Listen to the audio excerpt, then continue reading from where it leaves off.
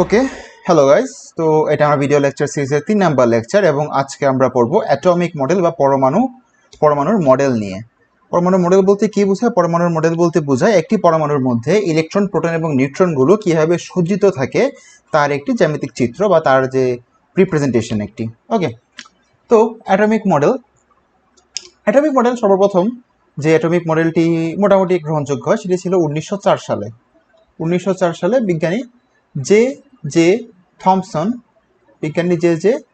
Thomson কি করেন? একটি মডেল প্রকাশ করেন, সেটার নাম দেন পাম পুডিং মডেল।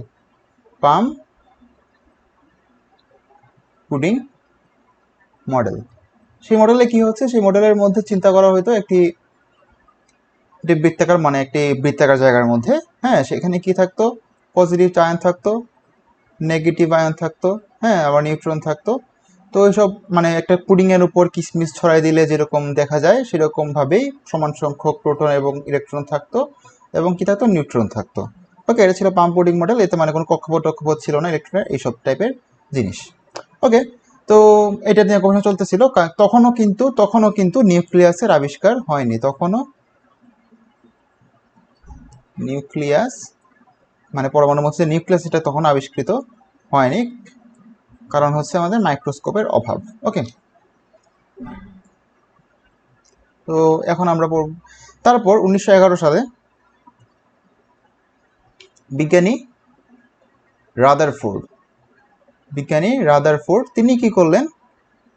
তিনি একটি পরীক্ষা করলেন। ওকে, আমরা পরীক্ষাটি সম্পর্কে জেনে নিই।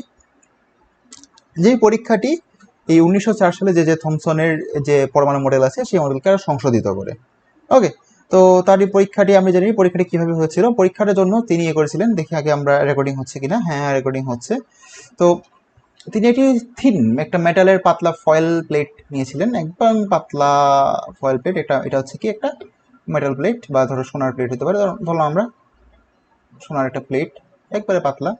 নিচে দিয়েছিলেন কি একটি জিঙ্কের একটি পর্দা, হ্যাঁ, জিঙ্ক পর্দা,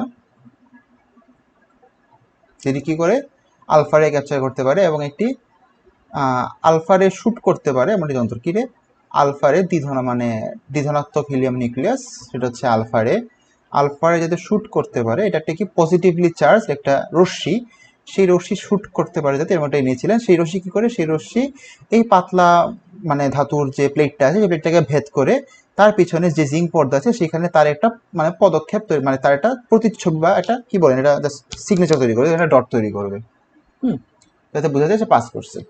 তো এই পরীক্ষার মাধ্যমে 3টে জিনিস দেখা গেল।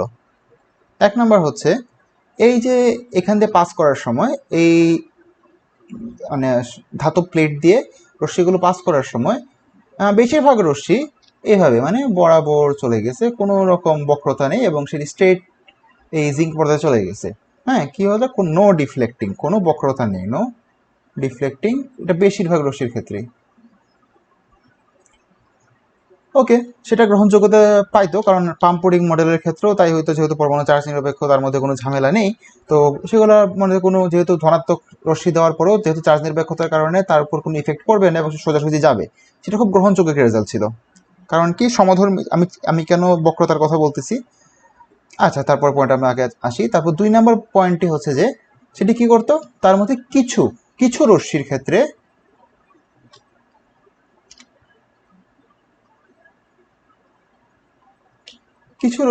কি দেখা গেল?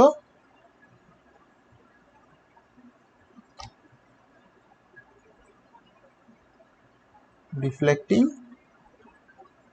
কিছু রশ্মিকে দেখা গেল যে তারা মানে ডিফ্লেক্ট মানে কি, ধরো এই যেভাবে এভাবে কোণ অ্যাঙ্গেল করে যাচ্ছে, বরাবর গিয়ে এখান থেকে মানে একটা কৌণিক ভাবে যাচ্ছে, এই কৌণিক ভাবে যাচ্ছে, এভাবে করে যাচ্ছে, হ্যাঁ, মানে বেঁকে যাচ্ছে। তাদের কিছু ডিফ্লেক্টিং অনেক লার্জ অ্যাঙ্গেলে হচ্ছে, কিছু আবার করে ছোট ছোট অ্যাঙ্গেলে রিফ্লেক্ট হচ্ছে, মানে এইভাবে করে বেঁকে যাচ্ছে। তো আরেকটা কি দেখা গেল কিছু মডেলের ক্ষেত্রে, যে রশ্মিগুলো একবারে খুবই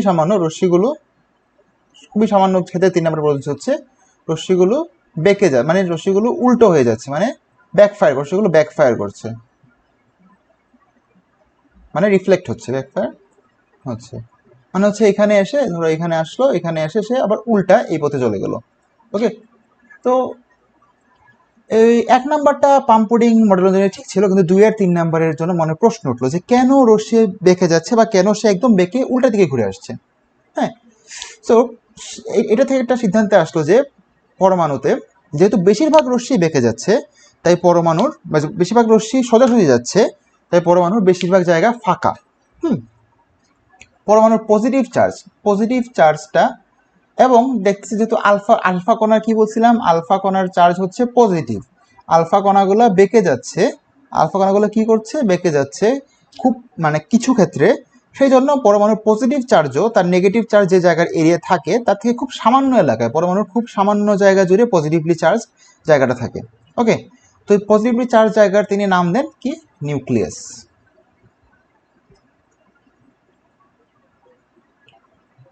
যা কি অতি ক্ষুদ্র, যা পরমাণুর আয়তনের তুলনায় অতি ক্ষুদ্র। কেন? কারণ খুব কম পরিমাণ রশ্মি ডিফ্লেক্ট হচ্ছিল বা ব্যাকফায়ার হচ্ছিল। এখন নিউক্লিয়াসে কেন রশ্মি ডিফ্লেক্ট হবে? আপনারা চিন্তা করেন, একটি রশ্মি যদি এইভাবে চলতে থাকে, সে যদি এটা সমধর্মী চার্জ পায়, সে চার্জ কি করবে? সে বিকর্ষিত হয়ে তার পথ পরিবর্তন হয়ে চলে যাবে। আর যদি কোনো রশ্মি এইভাবে আসে, এভাবে সেটাকে ঠিক কেন্দ্রে মানে ইফেক্ট করে, তাহলে কি হবে? সে পুরোপুরি বেঁকে যাবে। আবার এখানে আসলে এইভাবে করে এইভাবে বেঁকে যাবে। ওকে, তো আলফা কণা এইভাবে এসে বেঁকে যাবে কেন? কারণ আলফা কণার চার্জও ধনাত্মক, নিউক্লিয়াসের চার্জও ধনাত্মক। ওকে, তো এই থেকে সিদ্ধান্তে আসতে পারলেন উনি যে পরমাণুর কেন্দ্রে সকল ধনাত্মক চার্জ এবং সকল ভর বিদ্যমান, এবং পরমাণুর বাইরে যে পরমাণুর যে মোট আয়তনটা, সেখানে কি আছে? সেখানে খালি জায়গা আছে। এবং সেই খালি জায়গার মধ্যে তিনি কি চিন্তা করলেন? বিভিন্ন কক্ষপথ আছে, যে কক্ষপথের মধ্যে ইলেকট্রনগুলো খুব সামান্য জায়গা নিয়ে ঘুরতে থাকে। ওকে, সো রাদারফোর্ড মডেলে কি কি অ্যাজাম্পশন? যে পরমাণুর মধ্যে একটা ছোট জায়গায়, পরমাণুর খুব ছোট জায়গায় নিউক্লিয়াস থাকে, নিউক্লিয়াসের মধ্যে তার সকল পজিটিভ চার্জ এবং ভর থাকে। ওকে, আর ইলেকট্রন কি করে? নিউক্লিয়াসের চারদিকে ঘুরতে থাকে। এটা ছিল রাদারফোর্ড পরমাণু মডেলের আমাদের যে অ্যাকনোলেজমেন্টগুলো। এখন আমরা দেখে নিই বইয়ে কি বলে। ওকে, তো বই বলছে যে পরমাণুর কেন্দ্রে একটি কেন্দ্র আছে, এর নাম দিয়ে নিউক্লিয়াস। পরমাণুর কেন্দ্র, তার নাম নিউক্লিয়াস দিচ্ছেন, এবং নিউক্লিয়াসের ভেতরে প্রোটন এবং বাইরে ইলেকট্রন অবস্থান করে। জাস্ট পরমাণু মডেলটা তিনি, এবং প্রোটন এবং নিউক্লিয়াসের কি ছাড়া ভিতরে প্রোটন। ওকে, পরমাণুর কেন্দ্রে নিউক্লিয়াস আছে, নিউক্লিয়াসের ভিতরে প্রোটন থাকে, এবং কি থাকে? নিউক্লিয়াসের বাইরে ইলেকট্রন অবস্থান করে, ইলেকট্রনের বাইরে ইলেকট্রন অবস্থান করে। ওকে, ঠিক আছে। আপেক্ষিক বা ইলেকট্রনের ভর শূন্য ধরা হয়, কাজেই নিউক্লিয়াসের ভেতর অবস্থিত প্রোটন এবং নিউট্রনের ভর পরমাণুর ভর হিসেবে বিবেচনা করা হচ্ছে। ওকে, ঠিক আছে। নিউক্লিয়াস অত্যন্ত ক্ষুদ্র, আমি বললাম, সে এবং পরমাণুর বেশিরভাগ জায়গায় ফাঁকা। কারণ হচ্ছে যে আমরা বেশিরভাগ ফাঁকা, কারণ কি? বেশিরভাগই কোনো ডিফ্লেকশন ছাড়াই চলে গেছে, পাস করে গেছে। কারণ কি? ফাঁকা থাকার কারণে পাস করতে পারছে ডিফ্লেকশন ছাড়া। ওকে, তারপর তিনি একটা দিলেন যে সৌরজগৎকে কেন্দ্র করে, যে আমাদের সৌরজগৎ যদি প্রোটনটা হয়, মানে প্রোটন যে সূর্যটা হয়, সৌরজগৎ কেন্দ্র করে গ্রহগুলো যেমন ইলেকট্রনগুলো ধরছেন যেভাবে ঘুরে, তেমনি প্রোটনকে কেন্দ্র করে ইলেকট্রনগুলো সেভাবে ঘুরে। হ্যাঁ, এবং কি কাহিনীও, এবং আপনারা প্রশ্ন করতে পারেন যে আপনাদের সৌরজগৎকে কেন্দ্র করে প্রোটনগুলো আছে এবং ইলেকট্রনগুলো ঘুরতেছে চারপাশে, তাহলে আমরা জানি পজিটিভ নেগেটিভের মধ্যে আকর্ষণ হচ্ছে।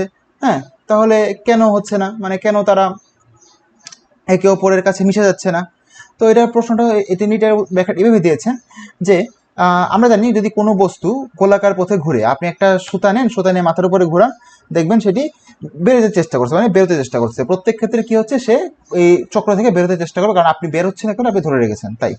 তো এটা এক্সটার্নাল ফোর্স, সে লম্বভাবে প্রত্যেক জায়গায় বেরোতে চায় জায়গা থেকে ঘোরার সময়। ওকে, সো তখন এদিকে না, এদিকে হবে, সে বেরোতে যাচ্ছে, ছুটে যেতে চায়। তো এই যে যাতে বেরোয় না, যেমন বৃত্তাকার চলতে থাকে, সেটা কেন সম্ভব হচ্ছে? পরমাণুর পজিটিভ চার্জ এবং তার নেগেটিভ চার্জ থাকার কারণে একদিকে কেন্দ্রমুখী আকর্ষণ হচ্ছে, আর একদিকে কেন্দ্র বিমুখী বল কাজ করছে। তো কেন্দ্রমুখী বল এবং কেন্দ্র বিমুখী বল পরস্পরকে নেগলেক্ট করে দেওয়ার কারণে, পরস্পরকে ক্রস করে দেওয়ার কারণে প্রোটন এবং ইলেকট্রন নিজের জায়গায় স্থির থাকছে। এটা ছিল তার মতবাদ। ওকে, এবং কি বলছিলাম? যেহেতু ইলেকট্রন প্রোটন সংখ্যা সমান, তাই পরমাণু চার্জ সামগ্রিকভাবে শূন্য। ওকে, তারপর হচ্ছে কি, এই যে 4 নম্বর পয়েন্টে তাই বলেছেন যে চার্জ নিয়ে, যে ধনাত্মক চার্জ ভাই নিউক্লিয়াসের প্রতি ঋণাত্মক চার্জ ভাই ইলেকট্রনের এক ধরনের আকর্ষণ অনুভব করে। কি বললাম? এই যে ধনাত্মক, সে ঋণাত্মক, তাই তারা আকর্ষণ অনুভব করবে। আবার কি হচ্ছে? এবং ইলেকট্রন যেহেতু গোলাকার পথে ঘুরছে, তার একটা কেন্দ্র বিমুখী বল আছে, সেই আকর্ষণ বল এবং কেন্দ্র বিমুখী বল পরস্পরকে নাকচ করে দেয়, যার ফলে ইলেকট্রন এবং প্রোটন স্থির থাকে নিজস্ব জায়গায়। আর যেহেতু ইলেকট্রন প্রোটন সংখ্যা সমান, তাই তারা কি পরমাণু চার্জ নিরপেক্ষ থাকে। সূর্য এবং মানে সৌরজগতের গ্রহগুলোর মতো সূর্যকে কেন্দ্র করে, নিউক্লিয়াসকে কেন্দ্র করে ইলেকট্রনগুলো ঘুরতে থাকে।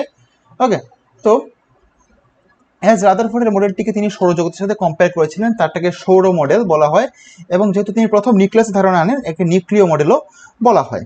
ওকে, নিউক্লিয় মডেল বলা হয়। তো হচ্ছে রাদারফোর্ড পরমাণু মডেলের মধ্যে কিছু সীমাবদ্ধতা ছিল, সীমাবদ্ধতাগুলো কি কি আমরা জেনে নিই। প্রথম সীমাবদ্ধতা, সবচেয়ে বড় সীমাবদ্ধতা হচ্ছে যে এই মডেল বলেছে যে ইলেকট্রনগুলো প্রোটনকে কেন্দ্র করে ঘুরতে থাকে, কিন্তু কিভাবে ঘুরে, হ্যাঁ সে কিভাবে ঘুরে এবং তার কি মানে তার যে কক্ষপথগুলোর আকৃতি কেমন সেই সম্পর্কে কোনো ধারণা দেওয়া হয়নি, এবং তার ব্যাসার্ধ কতটুকু কক্ষপথে সেগুলো নিয়ে কোনো ধারণা দেওয়া হয় নাই। এটা হচ্ছে কক্ষপথের অ্যাম্বিগুইটি, কক্ষপথ সম্পর্কে স্পষ্ট ধারণা দেওয়া হয় নাই, স্পষ্ট ধারণা দেয়া হয়নি। আমরা সীমাবদ্ধতাগুলো করছি, সীমাবদ্ধতা।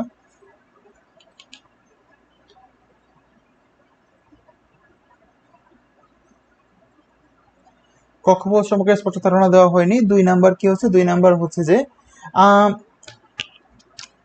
তিনি তার মডেলকে সৌরজগতের সাথে কম্পেয়ার করেছিলেন, হ্যাঁ, কিন্তু সৌরজগতের চারপাশে আমাদের গ্রহগুলো যেভাবে ঘুরে, একটা নিউক্লিয়াসের চারপাশে ইলেকট্রনগুলো সেভাবে ঘুরে না।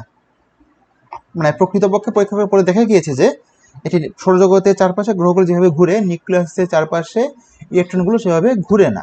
কারণ হচ্ছে কি, সূর্য এবং গ্রহগুলো প্রত্যেকে চার্জহীন, কিন্তু প্রোটন এবং ইলেকট্রনগুলো কিন্তু চার্জযুক্ত। ওকে, তারপর একের অধিক যদি ইলেকট্রন থাকে সৌরজগতের সাথে তুলনা, 2 নম্বরে সৌরজগতের সাথে তুলনা।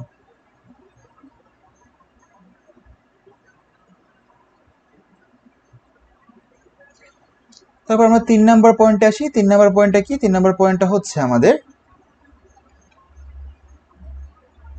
যে দেখেন আপনারা, একের অধিক ইলেকট্রন যদি থাকে তাহলে তার কিভাবে নিউক্লিয়াসে পরিভ্রমণ করবে এবং কিভাবে সজ্জিত থাকবে সেই নিয়ে কোনো ধারণা দেওয়া হয় নাই। হ্যাঁ, 1+ ইলেকট্রনের জন্য কোনো ধারণা দেওয়া হয় নাই।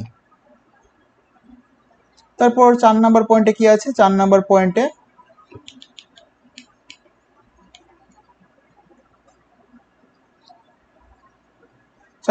আমরা দেখতে পাচ্ছি যে বিজ্ঞানী ম্যাক্সওয়েল একটা তত্ত্ব নাড়াচড়া করা লাগবে, যে বিজ্ঞানী ম্যাক্সওয়েল বলেছিলেন যদি কোনো একটা চার্জিত বস্তুকে কেন্দ্র করে অন্য একটি চার্জিত বস্তু বৃত্তাকার, বিজ্ঞানী ম্যাক্সওয়েল বলেছিলেন কোনো একটি চার্জিত বস্তুকে কেন্দ্র করে অন্য একটি চার্জিত বস্তু, হ্যাঁ, যদি বৃত্তাকার কক্ষপথে ঘুরতে থাকে তাহলে কি হয়, সেটা ঘুরতে ঘুরতে ঘুরতে ঘুরতে ঘুরতে শক্তি বিকিরণ করতে থাকে, মানে সে শক্তি বিকিরণ করতে থাকে এবং কি হয়, আস্তে আস্তে আস্তে আস্তে আস্তে আস্তে আস্তে আস্তে আস্তে আস্তে কেন্দ্রে পতিত হয়ে যায়।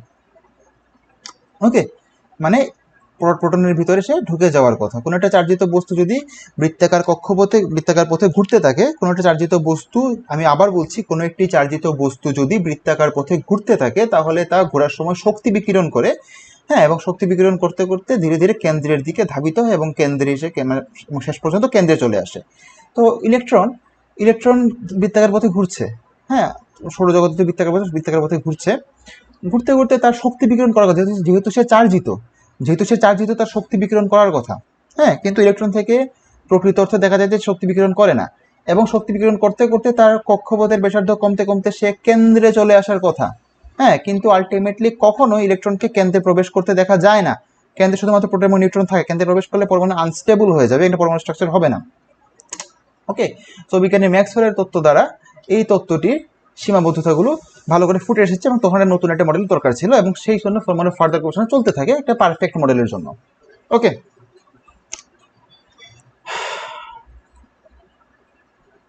তো ওই ছিল আমাদের রাদারফোর্ড পরমাণু মডেল নিয়ে মোটামুটি আলোচনা। আমরা কি কি শিখলাম মডেল থেকে, যে রাদারফোর্ড প্রথম নিউক্লিয়াসের ধারণা দিলেন, তিনি বললেন যে পরমাণুর সমস্ত ভর তার কেন্দ্রে আসে এবং তার পজিটিভ চার্জগুলো কেন্দ্রে, তার চারপাশে ইলেকট্রনগুলো ঘুরপাক খেতে থাকে সৌরজগতের গ্রহগুলোর মতো, এবং পরমাণুর বেশিরভাগ জায়গায় ফাঁকা থাকে। ওকে, তারপর হচ্ছে পরমাণুতে সমান সংখ্যক ইলেকট্রন নিউট্রন থাকার কারণে পরমাণু চার্জ নিরপেক্ষ, আর সৌরজগতের গ্রহগুলোর চারদিকে ঘুরে তো বললামই। আর হচ্ছে কি, মানে পরমাণুতে ইলেকট্রনগুলো কেন বেরিয়ে যায় না ঘুরতে ঘুরতে, কারণ হচ্ছে, এবং আকর্ষণের জন্য কেন কেন্দ্র আসে না, কারণ তিনি বলেছিলেন যে পরমাণুর মাঝখানে যে পজিটিভ চার্জ থাকে সেই পজিটিভ চার্জের মধ্যে যে আকর্ষণ বল থাকে নেগেটিভ চার্জের প্রতি, এবং ইলেকট্রনের যে কেন্দ্র বিমুখী বল থাকে বৃত্তাকার পথে ঘূর্ণায়নের ফলে, সেই জন্য তার কি করার কথা ছিল, তার বেরিয়ে যাওয়ার কথা ছিল, কিন্তু এই টানের বলের কারণে সে বেরিয়ে যায় না, সে এক জায়গায় স্টেবল থাকে। ওকে, সীমাবদ্ধতাগুলো কি কি? সীমাবদ্ধতা হচ্ছে একের অধিক ইলেকট্রনের জন্য সে ব্যাখ্যা করতে পারে না, কক্ষপথের সঠিক ধারণা দেওয়া হয়নি, সৌরজগতের সাথে কম্পেয়ার করা হয়েছে কিন্তু সৌরজগতের গ্রহগুলো অবশ্যই চার্জিত নয়, এবং লাস্টলি কি হচ্ছে? লাস্টলি হচ্ছে বিজ্ঞানী ম্যাক্সওয়েলের তত্ত্ব। ম্যাক্সওয়েল বলছিলেন যে একটি ঋণাত্মক একটি চার্জিত কণা যদি বৃত্তাকার পথে ঘুরতে থাকে তাহলে এটি শক্তি বিকিরণ করবে এবং আস্তে আস্তে কেন্দ্রে পতিত হবে। এই এবং কেন্দ্রে পতিত হওয়ার ফলে কি হবে? যেটা ইলেকট্রনের ক্ষেত্রে ঘটে না। ওকে, শক্তি বিকিরণও হয় না, কেন্দ্র পতিত হয় না। তো এ থেকে আমরা রাদারফোর্ড মডেল সম্পর্কে স্পষ্ট ধারণা পাচ্ছি।